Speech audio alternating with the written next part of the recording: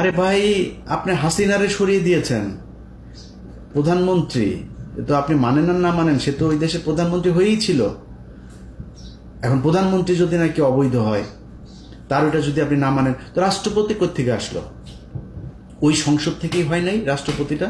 ওই সংসদ আপনি মানেন না। আপনি এই যে ইশরাককে আপনি বানাইতে দিচ্ছেন না। অনেকেই ফতোয়া দিচ্ছেন যে ইশরাককে বানানো যাবে না। কেন? কারণ হচ্ছে ইশরাক ওইটা যদি দেয় তাহলে তো ইশরাককে আবার আমাদের ওই নির্বাচনটা মেনে নেওয়া হবে। আর ভাই, ইশরাককে নির্বাচন আপনার ওইটা দিতে বলছে কে?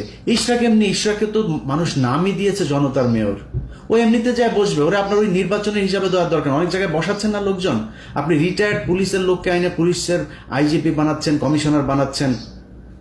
আর ইশরাকের মতো একজন মানুষকে, আপনি এত জনপ্রিয় একজন মানুষকে আপনি দিচ্ছেন না, আপনার সিটি কর্পোরেশনের মেয়র হইতে দিচ্ছেন না।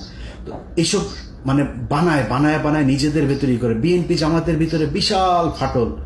ভাই, আপনি কি মনে করেন যে এই দেশে যদি নাকি ইন্ডিয়া আবার এই দেশের দখল নেয়, কন্ট্রোল নেয়, আপনার মনে হয় বিএনপি বা জামাত কাউকে মানে ছেড়ে দিবে? এটা বিএনপির, ওরা কিছু বলিস না আমাদের লোক, এটা বলবে যে জামাত আমাদের খুব করেছে, আমাদের মাফ করে দিয়েছে, জামাতের ওদের কিছু বলিস না। মনে হয় আপনাদের ভিতরে সুকৌশলে এবং সোশ্যাল মিডিয়াতে, আমি গতকালকে আমার ফেসবুকে একটা পোস্ট করেছে, এই যে নিজুম মজুমদার, যে হারপিক মজুমদার আছে, এই হারপিক মিলে ওদের তো ধরেন সারাদিন কোনো কাজ নেই। এখন ওদের খালি অপেক্ষায় থাকে যে, এটা আমরাও ছিলাম এক সময়, যে কখন হাসিনার পতন হবে। ওদের কাজ হচ্ছে ওইটা। বাট আমাদের সাথে যে জনসমর্থনটা ছিল, ওদের সাথে সেই সমর্থনটা নাই। পার্থক্য শুধু এই জায়গাটাতে।